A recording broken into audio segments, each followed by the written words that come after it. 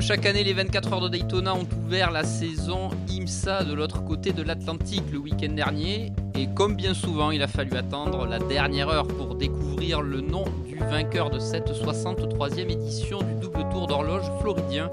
Et comme l'année passée, c'est Porsche Penske Motorsport et c'est la Porsche numéro 7 de Laurens Vanthoor, Nick Tandy et Felipe Nasser qui s'est imposé pour débriefer cette première manche de l'IMSA 2025 dans ce nouveau numéro de Track Limit by Minerva Oil, le podcast d'Endurance Info. Je suis avec Thibaut Villemont et Laurent Mercier qui sont encore aux États-Unis. Bonjour messieurs, il est un peu plus tôt que chez nous pour vous et en plus vous êtes sur le retour du circuit et vous allez un peu me dire mais vous n'êtes pas installé devant une table. Salut Pierre, non, on n'est pas devant une table, on est assis dans une Chevrolet Malibu sur le parking du Starbucks entre Daytona Beach et Miami Beach d'ailleurs. Et parce qu'à l'intérieur c'était trop bruyant, donc on s'est dit qu'on allait faire ça dans la voiture, donc en espérant que le son va être suffisamment bon. Donc on a le café dans la main, donc voilà, prêt pour revenir sur cette édition des 24 heures de Daytona. Thibaut, Porsche Penske Motorsport s'était imposé l'an dernier, c'était le premier jalon, on va dire, des progrès de la 963 après une première année un petit peu compliquée dans le clan Porsche et dans le clan Penske.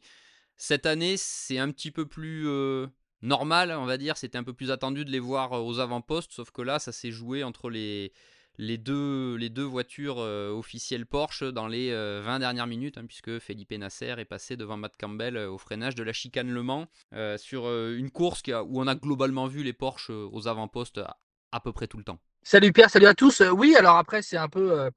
Moi, je suis toujours très partagé sur ces courses à l'américaine. J'adore le sprint final qui offre toujours un show extraordinaire. Par contre, en toute honnêteté, les 23 premières heures, c'est vraiment. C'est pas de l'attente, mais presque de l'extérieur, c'est assez curieux. Alors, c'est pas pour ça que c'est plus facile pour les pilotes, mais c'est vrai que pour nous, bon, bah, enfin, on peut avoir la meilleure voiture pendant 24 heures et ne pas gagner. Et là, en l'occurrence, bon, Porsche avait une bonne voiture. Je ne pense pas qu'ils avaient la meilleure voiture. Au début de la semaine, on avait vraiment la sensation que BM et Acura étaient plus rapides. Et je pense qu'en cours, ça s'est vérifié avec BMW. Acura était plus en délicatesse. Mais oui, après, pour répondre à ta question, et tu as raison d'avancer. L'année dernière, c'est la victoire à Daytona qui a parfaitement lancé la saison 2024 du Porsche Penske Motorsport et qui a mis en exergue les progrès effectués au niveau opérationnel et aussi sur la voiture avec quelques petites modifications au niveau de la suspension avant, au niveau du train avant. Là, il y a encore des travaux qui ont été faits au niveau de la suspension avant pour un peu augmenter la plage de réglage. Alors, c'est pas à Daytona qu'on va le voir parce que ce sera plus sur les circuits bossés. Mais surtout, ce qui a bluffé, en dehors de la perf de la 963, qui oui était bonne, c'est bah voilà, sur le plan opérationnel. Aujourd'hui, Porsche Penske, c'est vraiment du très très haut niveau. Et là, ils l'ont montré avec deux voitures sans arrêt aux avant-postes.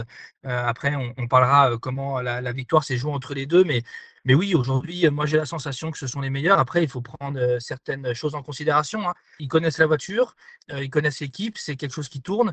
Acura, il s'appuie sur un nouveau partenaire, même s'ils le connaissent par le passé, c'est meilleur Shank Racing. Wayne Taylor Racing, ils ont une nouvelle voiture, la Cadillac.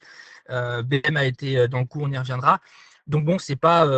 Voilà, sur le papier, ils étaient favoris, ils ont fait honneur à leur statut. Les équipages ont changé, Laurent, cette année pour Porsche et Penske. Mais au final, on a vu que les 6 pilotes, comme l'a dit Jonathan Dugid, le directeur de l'équipe, n'ont commis aucune erreur. Et c'est en grande partie ce qui a présidé à la victoire, puisqu'on a vu notamment chez Cadillac, qui a été un petit peu décimé, le clan Cadillac avant la mi-course, avec quelques erreurs et quelques soucis techniques. Là, chez Porsche, comme disait Thibaut, l'opérationnel, que ce soit hors ou dans la voiture, a été parfait. Bon, après, je pense pas qu'il fallait attendre la moindre erreur aussi Ah si, on peut toujours attendre une erreur de pilote, mais quand tu vois les 6 pilotes et contrairement à la concurrence, Penske Motorsport avait fait le choix d'avoir un équipage à 3. Et ça ne devrait plus être arrivé depuis 2018. Je crois qu'un équipage à 3 s'impose dans 24 heures de Daytona. Il y avait aussi la Cadillac là, cette année, mais c'était plus suite à l'absence d'Alex Lynn sur l'une des deux voitures de Wayne Taylor. Donc on a fait confiance aux équipages à 3 et forcément, quand tu as les 6 pilotes, entre ceux qui font le WEC et ceux qui font l'IMSA, il n'y a pas grand-chose à dire.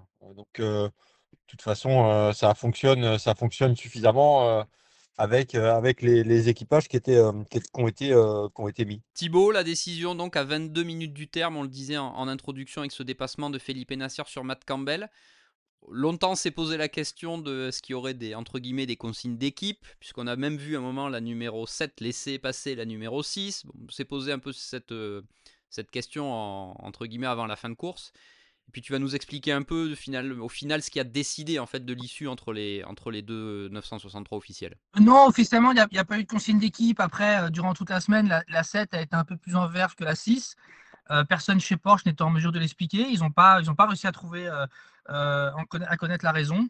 En course, le rythme des deux autos a été plus proche. Je dirais même que à certains moments, la 6 prenait même le dessus sur la 7. Après, en fin de course, c'est un peu la loterie. Il s'avère qu'il y a, si je ne dis pas de bêtises, à 38 minutes du but, il y a la dernière interruption de course. La 6 est devant la 7 et devant la BM de Dries Vanthoor.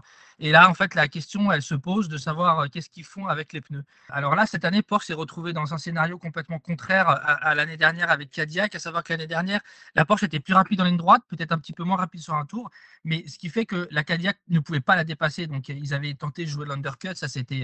Finalement, ça n'avait pas fonctionné à cause d'une ultime interruption de course. Et là, ça a été le contraire. Il ne fallait pas que la Porsche repasse derrière la BM parce que clairement, sur le banking en vitesse de pointe, la BM était intouchable. Donc, il y a eu ce débat. Après, comme la voiture est en tête, il ne fallait pas qu'ils perdent ce qu'on appelle la track position. Et donc, décision a été prise de mettre deux pneus. De ce qu'on a compris, les pilotes n'étaient pas forcément favorables à cette option, mais Porsche a décidé de ne pas mettre tous les œufs dans le même panier. Donc, à partir de ce moment où l'état-major de Porsche a pris cette décision, ça s'est un peu retourné contre la 6, à savoir que comme elle était en tête, c'est elle qui a mis que deux pneus, là où la 7 a mis quatre pneus et la BM quatre pneus. Et voilà, il s'avère que par la suite, la BM, après quelques contacts, perd son capot avant, qui se retrouve à frotter par terre et est obligé de le changer. Et Matt Campbell ne peut globalement rien faire en perte pure face à Felipe Nasser, puisque, encore une fois, il a deux pneus usés à droite. Donc, le Brésilien passe. Donc voilà, on a clairement vu sur le podium, on voit sur les photos, on voit sur les images, Matt Campbell, Kevin Estre et Mathieu Jaminet qui sont frustrés, qui sont déçus, et ils ont des raisons de l'être parce que ça a été une course assez compliquée pour eux. Ils se sont crachés dans les mains pour vraiment remonter aux avant-postes. Et au final, oui, c'est une décision qui ne leur appartient pas, qui fait pencher la balance, pardon, du côté de la numéro 7. Donc, on peut comprendre leur frustration et j'espère que ça ne va pas se confirmer suite parce que ça fait déjà 2 ans que notamment, je parle de Mathieu Jaminet, n'est pas en réussite alors que c'est assurément sa voiture qui est souvent la plus en verve. Donc, on va voir ce qui se passe par la suite, mais on sait, on connaît les liens sans vouloir voilà, accuser qui que ce soit. On connaît aussi l'aura de Felipe Nasser chez Penske. Attention, attention à ce que ça tombe pas toujours du même côté. Ça a permis aussi à Nick Tandy, du coup, d'être le premier à remporter les 4 grandes courses de 24 heures. Oui, oui, non, bien sûr, bien sûr. Après, attention, Nick ne vole pas du tout ce record. On peut comprendre que Porsche ne mette pas tous ses œufs dans le même panier quand ils ont eu, et encore une fois, bravo à eux, ces seuls constructeurs qui, au moment du sprint final, peut compter sur deux autos. Donc, c'est un peu logique qu'ils ne mettent pas tous les œufs tous leurs œufs dans le même panier. Il cherche la victoire avant tout, Voilà. Le constructeur cherche la victoire. Oui, non, non, bien Il a deux sûr, bien flèches, sûr, non, non, c'est il faut qu'il y certain. en ait une qui atteigne la cible. C'est certain. Après, voilà, c'est toujours le team avant tout. Ce que l'on croit savoir, c'est que les pilotes n'étaient pas forcément d'accord avec le choix pneumatique. En tous les cas, ce qui est sûr, c'est qu'il y a eu beaucoup de discussions en interne au moment de prendre cette décision. C'était écrit avant le départ que Porsche devait gagner. Depuis quelques années, les équipes gagnent 2 années de suite. Donc, il n'y a pas de raison que ça change cette année. Et une victoire, Thibaut et Laurent, la 20e de Porsche aux 24 heures de Daytona. Ils n'ont pas encore réussi à avoir la 20e aux 24 heures du Mans, mais pour Daytona, c'est la 20e. Porsche, en revanche, manquait le doublé. Ils auraient pu faire le doublé pour la première fois depuis 1987. Messieurs, Porsche a dû affronter pendant très longtemps BMW. BMW, c'est la bonne surprise de cette semaine, de cette dizaine, on va même l'appeler comme ça, puisque depuis le Roar Before the Rolex, donc la fameuse séance d'essai avant les 24 heures de Daytona, les M hybrides V8 se sont montrés à leur avantage. Et Dries Vanthoor n'a pas dérogé à la règle, que ce soit en qualif ou en course. Il n'a pas manqué grand-chose, Laurent, à BMW, pour aller chercher Porsche dans les derniers instants, mais voilà, comme Thibaut l'a rappelé, un contact de trop, on va dire, pour la numéro 24 qui a endommagé le splitter avant et donc a fait perdre tout espoir à la voiture, mais c'est très encourageant pour cette M hybride V8 dont on craignait peut-être un peu encore les performances aux États-Unis cette année. Bah, c'est sûr que si tu te fies à ce qu'on a vu jusqu'à présent depuis l'année dernière, il en manquait toujours. Il y a quand même eu une victoire l'année passée, mais bon, on sait dans quelles circonstances la voiture avait gagné. Indianapolis, hein, on rappelle. C'est quand même nettement mieux que l'année passée. On avait aussi quand même quelques craintes d'exploitation par rapport à RLL qui, selon moi, quand même était souvent quand même en dessous de la concurrence et en dessous de WRT si on fait un parallèle avec l'équipe qui roule en WEC. Maintenant là, franchement, on a vu depuis le début du meeting que la voiture était très rapide. On a vu quand même un très bon Dries Vanthoor chaud comme il sait le faire, mais qui a quand même fait le job. Un très bon Kevin Magnussen aussi sur la voiture. Et même Philippe Eng et bon, Raphaël Marchio un petit peu moins transcendant peut-être. Mais il y a eu une crainte aussi au début de course où il y a quand même une petite sortie. On a vu Dries Vanthoor aussi rentrer dans les stands un peu Mac 2 et aller Au frôler le moment de mur, enfin s'arrêter, oui. toucher le. Ouais.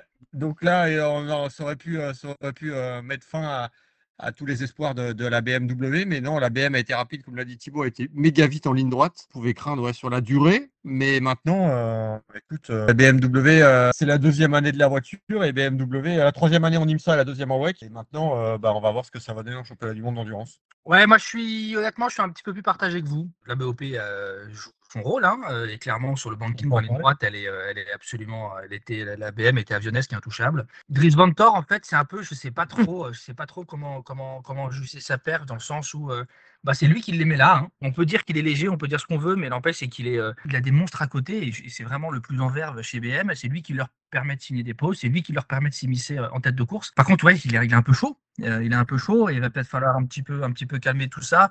On l'a vu premier passage par les stands où honnêtement, il a été chanceux, hein, parce que je sais même pas si la voiture touche le muret, mais si elle le Ah touche oui, pas, oui, il fait un petit elle bisou. le frôle. Il fait un petit bisou au Et puis muret. enfin, ouais, voilà. Et puis donc voilà. Après, il faut juste peut-être qu'il soit parfois un petit peu plus mesuré parce que il avait la meilleure voiture.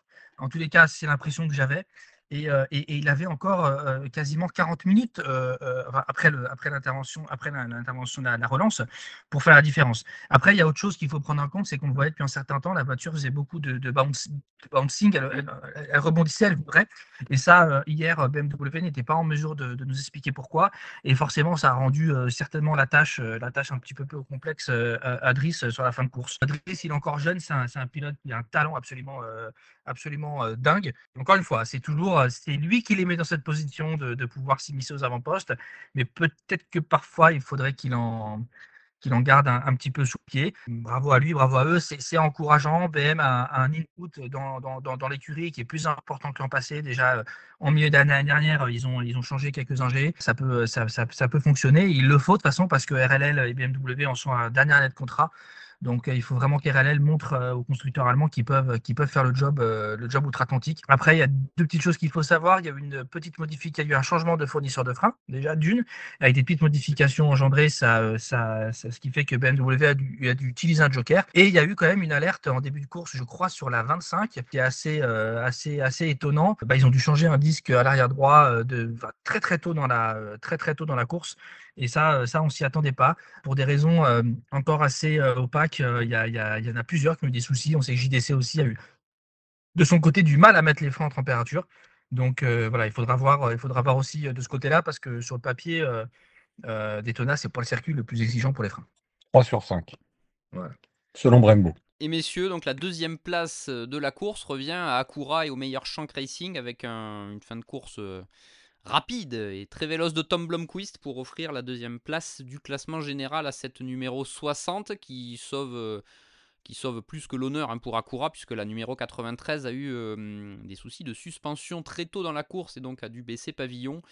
Mais messieurs, le retour de l'alliance Acura Meilleur Shank Racing part sur de bonnes bases, on va dire sur le plan des résultats. Après, est-ce que aussi dans le fond et dans tout ce qu'a montré Acura et la RX06, on va dans le bon sens selon vous? Oui, sans nul doute, hein, faut pas oublier que après avoir bossé avec Wayne Taylor, là, ils reviennent avec Meilleur Shank, deux voitures chez Meilleur Shank, et tu fais bien de souligner, Pierre, un très grand Tom Blomqvist, et Mike Shank, dans une interview à paraître sur Endurance Info, nous le confirme, il tire un grand coup de chapeau à Tom Blomqvist parce que la numéro 60 n'a vraiment pas été à son aise durant les 24 heures pour des raisons qui n'expliquent pas encore. Elle n'était pas dans le même rythme que la 93. Donc voilà, globalement, ils étaient contents pour leur retour, une deuxième place, et c'est quand même super. Ils marquent de gros points. La voiture n'a pas évolué depuis l'an passé, mais il va vraiment, vraiment falloir compter sur eux parce que cette voiture, elle est démoniaque. C'est peut-être, selon beaucoup, la meilleure LMDH à ce jour. Voilà, un châssis Oreca, un petit V6 turbo qui est permet d'être bien équilibré. C'est une top voiture et voilà, Tom Blomqvist au sommet de son art, des pilotes qui ont été très bons. Entre guillemets, le petit bémol, c'est la 93, mais en fait, il faut savoir que la 93 aurait brisé sa suspension sur le nouveau vibreur de la chicane Le Mans, qui a fait couler beaucoup d'encre durant la semaine. Et surtout, en fait, ils sont 3 constructeurs à avoir eu ce souci, puisque la Porsche numéro 5 de Proto Competition a eu le même problème. Et c'est pour ça aussi que Frédéric Vesti sort durant la nuit au volant de la Cadillac numéro 31. On croit savoir qu'il y a déjà une réunion entre les constructeurs et l'IMSA qui est prévue pour voir ce qui va se passer avec cette chicane et s'il ne faut pas la modifier à l'avenir. Ouais, et plus sur les problèmes aussi en P2, les problèmes en GT aussi. Il n'y a pas qu'en GTP que cette chicane a occasionné des problèmes. Non, bien sûr, bien sûr. Et puis après, voilà, après c'est peut-être aussi aux équipes parfois de s'adapter. Je me suis un petit peu renseigné. Il y en a pas qui ont particulièrement changé cette étape de la voiture parce que il y avait ce nouveau vibreur. Mais il y a assurément des équipes et notamment chez Penske, je sais qu'ils ont bien pris soin de les contourner et de pas les chevaucher. Parce qu'ils savaient que c'était un petit peu tendu et que ça avait déjà engendré des dégâts. Donc non, c'est vraiment, ils ont bon pilote, bonne équipe, bonne voiture. C'est une deuxième place qui est topissime.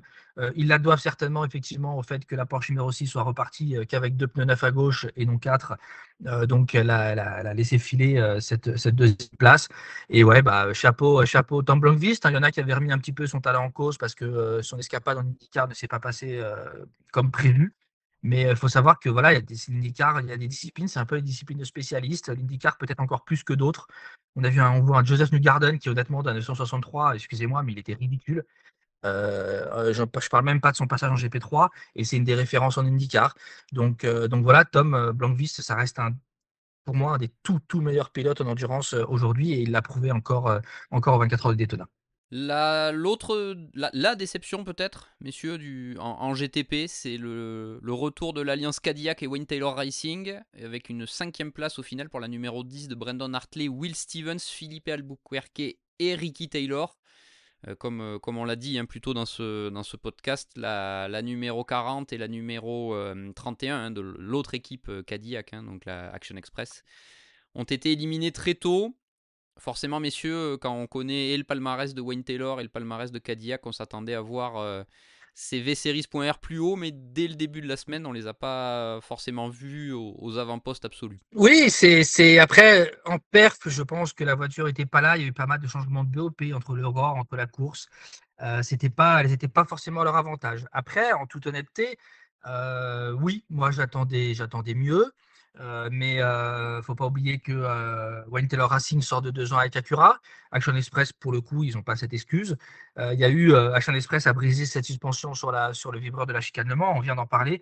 Après, il y a eu quelques erreurs de pilote. Une fois n'est pas coutume, Louis Deletraz, qui est une référence, il y a pas de la catégorie, mais qui est parti à la faute et qui s'est tout à son honneur excusé, qui a reconnu son erreur. Il est parti à la faute en pneu froid lors d'une relance samedi soir. Donc ça a coûté déjà la course à la numéro 40, qui était peut-être la plus en verve, avec un Kobayashi qui est drapeau, enfin course à l'américaine, course à l'européenne, c'est pied dans la tôle et voilà. Sur l'autre Cadillac, la numéro 10, c'est aussi des erreurs de pilote avec des pénalités, un Albuquerque qui le dimanche matin envoie encore en tête à queue, je ne sais plus quel auto, je crois que c'est pas une BM. C'est une BM. Ouais. C'est une BM.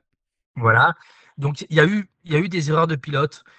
Donc c'est aussi ça, heureusement, des fois ça arrive, ce ne sont pas des machines. Je partage totalement ton avis. Pour moi, c'est la petite déception de ces 24 heures parce que ils n'ont pas joué, le rôle attendu. Mais on l'a vu même dans le sprint de finale, ils pouvaient pas vraiment jouer. Mais bon, je sais que dès ces brigues, il faut s'attendre à les revoir aux avant-postes. Il n'y a aucun souci. Et puis c'est chouette puisque on devrait les voir en plus en juin 24 heures du Mans. C'est un peu dommage aussi pour Louis Deletraz quand même, qui est quand même rarement mis à défaut. Ah bah totalement. Et qui là évidemment ruine un petit peu la course de sa voiture. Donc c'est un peu bête. Je pense que de toute façon Louis va se refaire pour ses brings. Et évidemment un pilote reste un pilote. C'est une relance, on sait comment ça se passe les courses à l'américaine.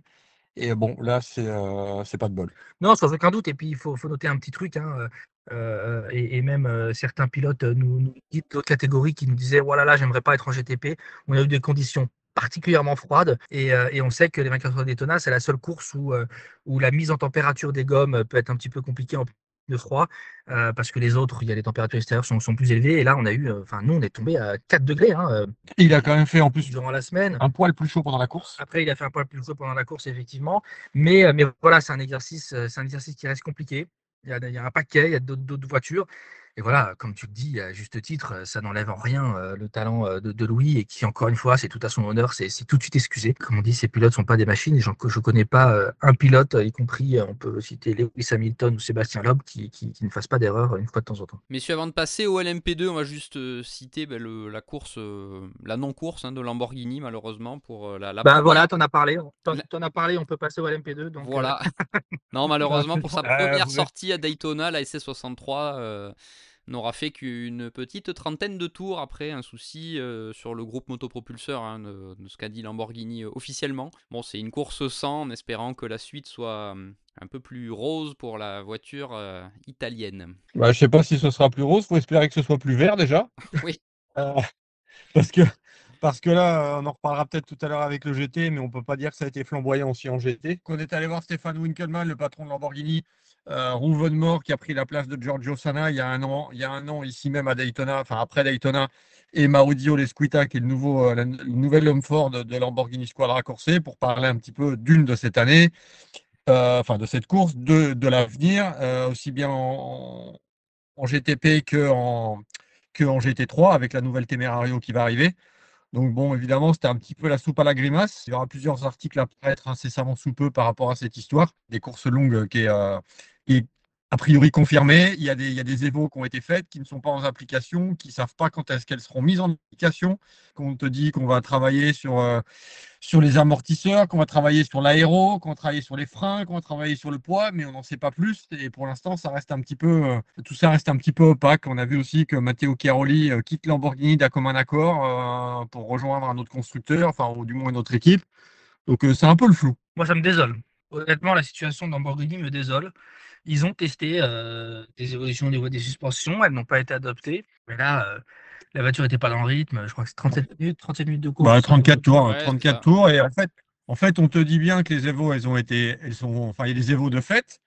Et on te dit que elles sont pas en application. Et quand tu poses la question de pourquoi elles sont pas en application, bah, tu n'as pas de réponse. Ouais, c'est assez désolant. Honnêtement, c'est désolant. Je ne sais pas quoi dire de plus. Je souhaite vraiment qu'une solution soit trouvée, parce que la voiture a de la gueule, parce que Lamborghini, c'est une marque mythique et on veut tous les voir. Moi, je veux même les revoir en wake du Mans. C'est triste de voir un programme avec une telle marque, Officiel. un programme officiel. Voilà, c'est.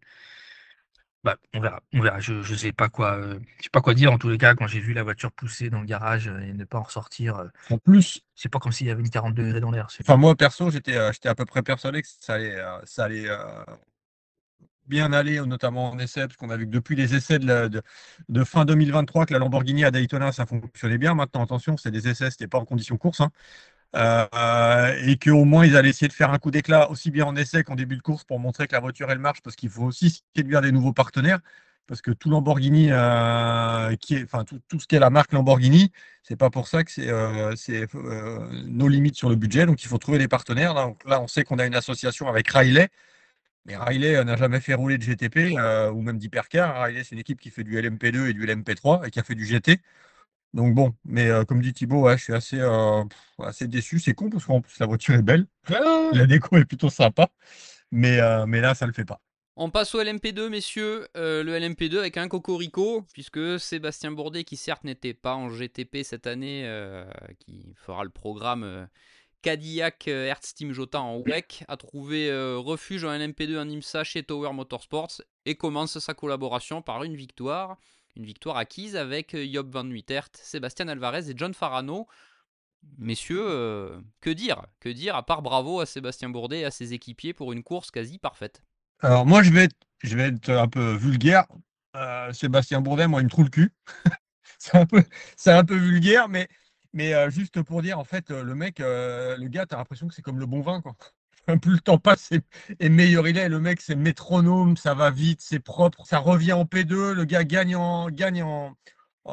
Petit Le Mans au général, la dernière course de l'IMSA, roule, enfin dans la catégorie Rennes, là rebondit en P2, alors que enfin, ça peut être vu comme entre guillemets une rétrogradation, même s'il a un programme en hypercar avec Cadillac en WEC.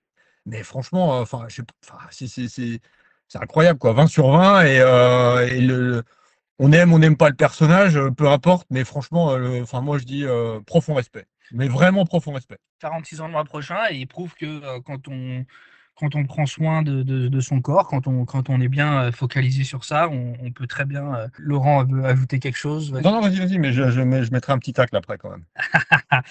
Non, mais voilà, non, chapeau à lui, mais après, chapeau à l'équipe Tower.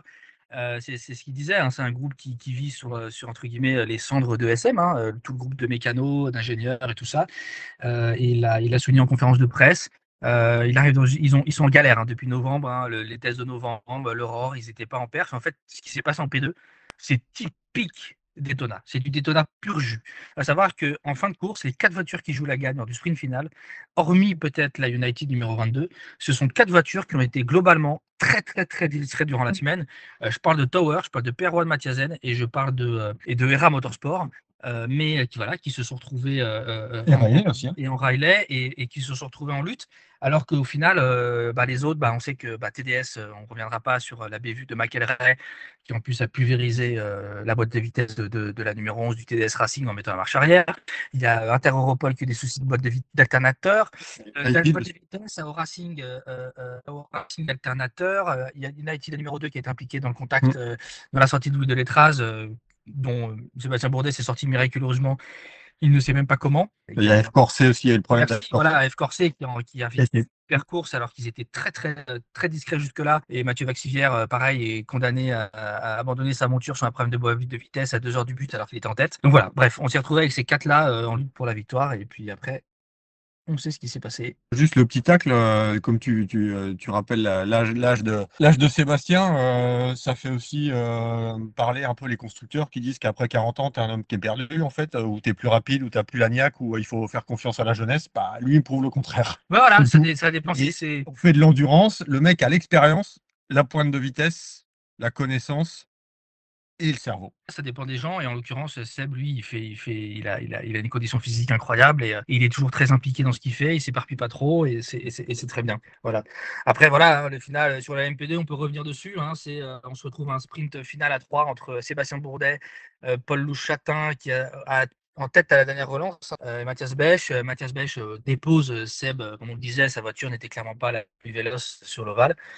Et après, il va pulvériser ce qui est fort dommageable pour tout d'abord Hera Motorsport qui méritait mieux, peut-être plus encore pour lui et pour Perwan Mathiasen, parce qu'en fait, il faut savoir que Paul Lou et Sébastien devaient économiser du carburant. Très dommageable que la course de LMP2 se soit terminée ainsi. On a parlé tout à l'heure de Dries Vanthoor, de la foule de Dries Vanthoor, mais Mathias Bech, avec toute l'expérience qu'il a, facile à dire, mais je pense que des fois, il faut savoir être sage, il faut savoir être prudent, surtout que voilà, encore une fois, il avait le temps et que la victoire lui tendait les bras. Et pour conclure, peut-être messieurs en LMP2, on signalera le podium de Felipe Massa, 3e avec Riley et Josh Burdon, Felipe Fraga et Gar Robinson. Là où je rejoins Thibaut, c'est que le P2, tu as des voitures que tu vois pas de la course, qui restent un peu planquées et tout.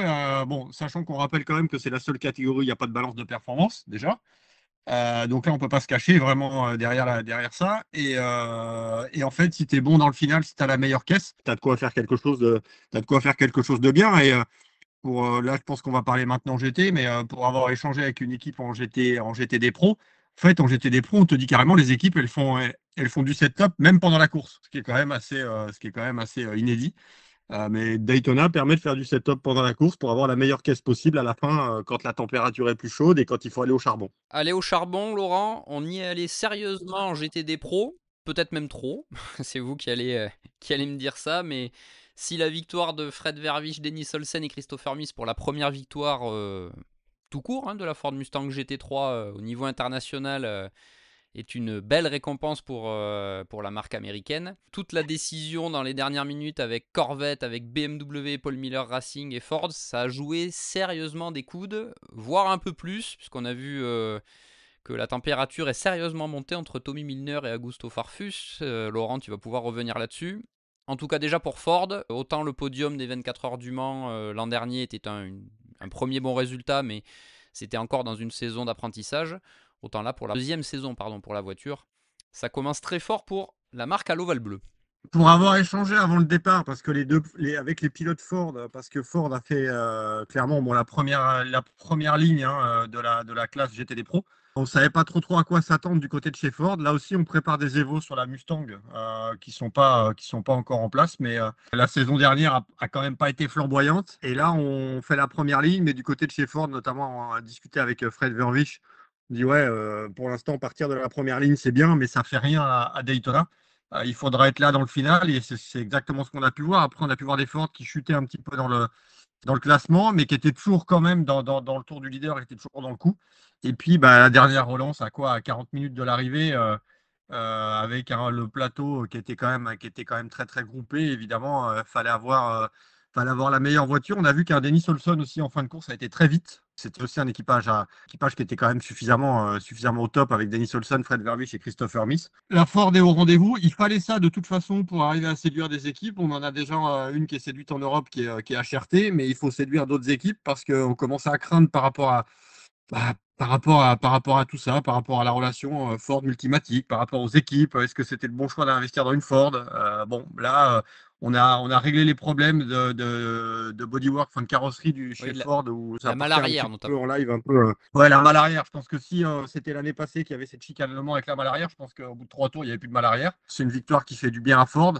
Maintenant, la concurrence n'était pas en reste derrière Ford. On a vu avec Corvette et avec BMW. On a des marques, par contre, il y a une marque surtout qui a jamais été dans le coup, c'est Ferrari. On a entendu évidemment avec ce qui s'était passé l'année passée après l'arrivée, c'est-à-dire que les Ferrari et les BMW étaient en dehors de la fenêtre de perfo, étaient un peu trop rapides et que les deux marques avaient été pénalisées, même si Rizzi avait conservé sa victoire en GTD Pro, que en fait on aurait voulu un peu taper sur les doigts de Ferrari, ce qui n'est pas forcément vrai puisque les BMW qui avaient le même souci l'année dernière, elles étaient dans le coup. Mais maintenant, c'est sûr que les Ferrari, pour avoir échangé assez régulièrement avec les différents pilotes qui roulaient en Ferrari, en termes de ligne droite, en termes de VMAX, il n'y avait strictement rien à faire. Je trouve qu'il peste beaucoup contre la BOP, quelle que soit la catégorie. Ah non, mais ça là-dessus, on est clair. De toute façon, Ferrari, on sait que c'est jamais bien en début de course, c'est toujours bien en fin de course, mais quand ça gagne pas, ça se plaint. Non, et puis voilà, je voulais un peu tirer mon coup de chapeau, moi, à l'équipage vainqueur, parce que c'est clairement pas le plus médiatique. Mais ils sont excessivement talentueux et je sais, pour avoir discuté avec personne de chez Multimatic, que notamment Fred Vervich a fait très forte impression l'année dernière et que il devait être promu, ça a été fait, il le mérite. Denis Olsen, c'est aussi un tout bon de chez tout bon. Christopher Miss, on ne le présente plus non plus, donc voilà, c'est chouette. Il y avait vraiment pour ordre de battre Corvette. Le scénario était idéal pour Ford, à savoir qu'il y a eu un vrai duel avec Corvette et ils l'ont emporté. Donc, si on connaît la rivalité entre les marques américaines. Donc voilà, ça a été après, pour revenir un petit peu sur très belle première course de Paul Miller Racing en tant qu'officiel BM, quand même. Il faut le noter, hein, pareil, les petits jeunes, les Verhagen et tout, ils ont vraiment été au niveau. Et puis Mercedes a un peu tâtonné, hein, avec notamment tout ce qui a été Capteur de couple. les couples mètres. Au final, ils ont quand même été là en course. Après, et puis on a les deux Ford quand même sur le podium. Alors, c'est un podium 100% américain avec la Corvette au milieu, enfin avec une Corvette au milieu, avec Juncadella, Sims et Garcia. Et puis, je pense que le côté fin de course, contact avec la BMW de Farfus aussi qui a été pénalisé et tout, et puis notre petit doigt de Tommy Milner sur la Corvette, évidemment, ça a un peu éclipsé le reste.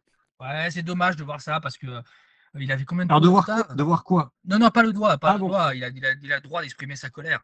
Là-dessus, moi, je peux pas lui reprocher. On est tous humains. C'est comme le coup de tête de Zidane. Enfin, je veux dire, je dis pas que je dis pas que c'est un beau geste. Toi, t'es un rebelle, toi. Non, non, je dis Si, pas que t'es un rebelle. je dis que c'est un beau geste, mais il y a un moment, il faut aussi, voilà, je peux comprendre que Tommy Milner, lui, il est en train de jouer la gagne. Farfous, il a combien de tours? 50, cinquantaine de tours. Oui, c'est Il ça. aide la voiture sœur. Enfin, je sais que c'est pas normal. Voilà, c'est pas normal de voir ça. Les consignes d'équipe, je veux bien, ça a des limites. Et en l'occurrence, là, ils ont été franchis. Donc, honnêtement, voilà, Tommy Miller avait des raisons de pester. Il l'a fait à sa façon. Et puis voilà. Non, c'est clair, ouais, c'est complètement con. Une course d'équipe, très bien, mais là, franchement, enfin, je veux dire, là où, enfin, si tu veux, et Milner peut rien faire, il est obligé de taper en plus, en fait, en voulant l'éviter quand l'autre il freine à moitié et qu'il le ralentit, il est obligé de taper la BM, l'arrière de la Corvette s'arrache. Enfin bon, c'est n'importe quoi. Et Corvette, messieurs, qui s'impose en GTD avec Awa Racing. On se souvient que l'an dernier, chez Awa, il y avait eu Ça s'était un peu tiré dans les pattes puisque il y avait une voiture qui avait renoncé à la saison dès la fin des 24 heures de Daytona, mais cette année l'équipe a fait triompher cette Z06 GT3R avec Marvin Kirchhofer, Larsken, Matt Bell et Orey Fidani. On rappelle que Orey Fidani doit honorer son invitation aux 24 heures du Mans, ce qui devrait se faire avec Awa. Et plus qu'une belle répétition, hein, une course là aussi intéressante pour l'équipage qui a dû notamment batailler avec Wright Motorsport qu'on a souvent vu aux avant-postes avec Ian Chan-Guven notamment. Pour le podium, on retrouve The Art of Racing avec Mattia Drudi, Zach Robichon, Casper Stevenson et Tom Gamble pour la 3e place. Awa Racing, Laurent, c'est un beau résultat hein, pour cette équipe. Je pense qu'Anthony Mantella doit se les mordre un peu. Parce qu'il y a un an, il était prêt à mettre sa Corvette sur eBay pour la vendre à un prix défiant toute concurrence en disant que c'est une belle merde. Je reprends un peu ces termes. Hein. C'est complètement ça. C'était un peu ça. Et finalement, il fallait peut-être laisser un peu plus de temps à Corvette. Ça a marché en GTD Pro. Après, ça marche mieux. Là, ça a bien fonctionné aussi. Et ouais, comme tu dis, c'est une belle répétition avant le Mans. Je pense qu'il y aura aussi Lars Kern qui sera de la partie aux 24 heures du Mans avec Awa. Donc non, c'est une belle perf. Matt Bell aussi, qui petit à petit, le frère de Rob Bell, hein, c'est un petit palmarès aussi bien en proto. Ça a marché en LMP3, ça marche en LMP2, maintenant ça marche en GTD parce qu'il repart avec la Rolex. Et c'est une course sans faute hein, pour le team Awa. Cette année, par rapport à certaines éditions précédentes, on a vu une vraie différence entre les équipages GTD Pro et GTD. On a vu dans le passé les équipages GTD qui arrivaient à matcher les équipages GTD Pro, alors que là, il y a une vraie disparité entre les deux au niveau du classement. Ouais, il y a 3 tours d'écart à l'arrivée. Ouais. Et on a aussi des voitures. Bon, Wright Motorsport, ça a toujours été là. Ça a quand même été la Porsche un petit peu un leader en GTD. Et la Stone, par contre, Art of Racing, qu'on n'a pas beaucoup vu pendant la course, mais qui était là dans le final, qui a bien géré la fin de course. Et sinon, un petit mot sur les deux Français qui roulaient avec Van der Steur aussi. Van der Steur qui découvrait les 24 heures de Daytona et qui découvrait la catégorie GT3 et qui repart avec une 6e place avec Valentin Asclot notamment et Maxime Robin. Les Ferrari, évidemment, il y avait pas mal de Ferrari et les Ferrari aussi là aussi inexistantes, hein, comment étaient les pros. Et c'est assez, par contre, c'est assez dommage pour Sun Energy One avec la voiture de Jules Gounon, Maro Engel, Michael Grenier et Kenny Aboul qui a rapidement rendu les armes. Hein. C'était le 2e abandon de la course de mémoire. Ça, c'est un peu dommage. J'espère pour eux qu'ils auront plus de chance en fin de semaine à Bathurst. Faf Motorsport qui avait un bon coup à jouer en GTD Pro avec la première course de la Lamborghini pour le team canadien, avec notamment, il y avait quand même 3 pilotes officiels avec Marco Mappelli, Jordan Pepper, Andrea Caldarelli, et la voiture a été prise dans l'accident avec la Cadillac de Louis Delétraz. Et on n'a pas, décidément, c'est une course à oublier pour Lamborghini, que ce soit en GTD Pro ou en GTP. Ça reste quand même une course assez curieuse. Ouais. Je dis pas qu'elle n'est pas sympa. Je sais pas, en fait, je sais pas quel crédit. Enfin, je sais pas comment suivre vraiment. Est-ce que c'est une course qu'il faut suivre comme les autres? Et tu vois, on dit tous les ans, il faut venir dans la dernière heure. Et plus le temps passe, et plus on te dit, ouais, non, ça a changé. En fait, non. Là, cette année, non. Ça n'a pas changé. Cette année, avec une dernière relance à 40 minutes. Exactement. Donc tu te dis, tout ça pour ça. Donc tu vas discuter avec tous les pilotes et tous les pilotes te disent, et même les équipes ou les stratèges des équipes te disent, bah oui, il faut rouler. Et quand on dit qu'on fait du setup pendant la course, c'est quand même pas courant, surtout quand il y a autant de voitures prétendantes pour la victoire. Il faut être là quand la température est bonne. Il faut surtout éviter tout accrochage parce que si tu as une caisse qui n'est pas en bon état, tu peux morfler dans le final. La chicane Le Mans aussi a certainement joué un peu, notamment pour les P2, parce qu'elle est très cassante et que ça dénature un peu, je trouve, un peu l'emplacement, on va dire. Hein. Ça, on va pas changer grand-chose. Prochaine manche, c'est Sebring, ça va être top. Alors d'ici là, on va bien évidemment avoir le WEC au Qatar, mais à Sebring, il y aura la Aston Martin Valkyrie qui sera à suivre avec beaucoup d'intérêt. Course de 12 heures sur un circuit totalement différent, très très très très compliqué pour les voitures, pour les autos. Ce sera encore ultra intéressant et on aura, en tous les cas, la saison IMSA promet. Oui, Porsche est favori parce que c'est les champions en titre, parce qu'ils sortent 2 victoires de rang aux 24 heures de Daytona. L'équipe roule, ils connaissent la voiture, les pilotes connaissent la voiture, donc il n'y a pas vraiment de nouveauté. Ils connaissent le talent des autres équipes, ils vont s'y faire. Donc je pense que c'est très très ouvert. Il y a un truc à changer sur la Porsche quand même. La déco? Ouais. Ou la voiture, tout simplement? La déco. S'il vous plaît, changez-nous la déco. Mettez-nous un truc qui flash. Ouais, c'est vrai que c'est frustrant, même parce que même les privées sont belles. On voit par exemple. Ouais, exactement, c'est ça le truc. Les privées sont plus originales et plus jolies.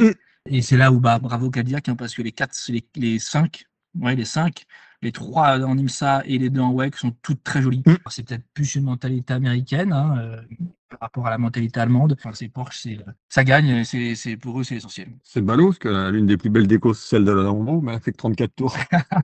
C'est un peu dommage. On n'a pas profité longtemps. Messieurs, on va conclure là-dessus pour ce nouveau numéro de Track Limit by Minerva Oil, le podcast d'Endurance Info, sur cet épisode consacré aux 24 heures de Daytona 2025. Comme on l'a évoqué dans ce numéro, la prochaine course d'envergure, les 12 heures de Bathurst seront à suivre ce week-end pour l'ouverture de l'Intercontinental GT Challenge. Avant, donc Sebring pour la deuxième manche de l'IMSA au mois de mars. Merci messieurs, bon retour du coup.